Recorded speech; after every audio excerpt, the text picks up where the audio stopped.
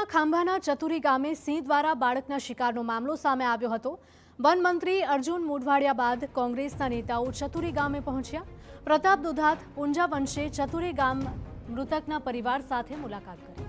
સિંહના હુમલામાં માર્યા ગયેલા તમામ મૃતકોને 2 કરોડના વળતરની માંગ કરી હતી।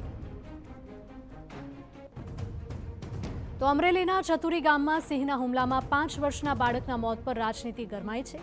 બાળકના મૃત્યુ બાદ વન મંત્રી અર્જુન મોઢવાડિયાની ચતુરી ગામની મુલાકાત બાદ કોંગ્રેસના નેતાઓ પણ ચતુરી પહોંચ્યા હતા અને અમરેલી જિલ્લા કોંગ્રેસ પ્રમુખ પ્રતાપ દુધાત અને ઉનાના પૂર્વ ધારાસભ્ય પૂંજા વંશે ચતુરી ગામે પહોંચી બનાવની ઘટનાનું નિરીક્ષણ કર્યું। કોંગ્રેસે સિંહના હુમલામાં માર્યા ગયેલા મૃતકોના પરિવારને 2 કરોડ રૂપિયાનું વળતર આપવાની માંગ કરી છે। સાથે રેવન્યુ વિસ્તારમાંથી સિંહ અને દીપડાને હટાવી જંગલ વિસ્તારમાં મોકલવાની પણ માંગ કરી।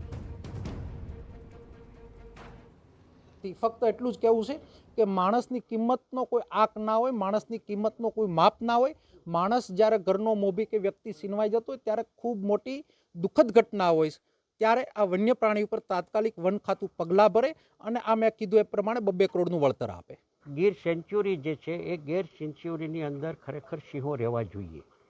એ સેન્ચ્યુરીમાંથી છેલ્લા 15 વર્ષમાં લગભગ રેવન્યુ વિસ્તારમાં આવી ગયા છે।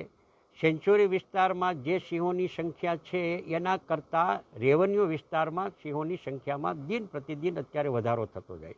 ખાંભામાં અને અમરેલી જિલ્લામાં જે રીતે બનાવો બન્યા છે એ જ પ્રકારે મારે ઉના અને ગીરગઢડા તાલુકાની અંદર પણ બનાવો બન્યા છે।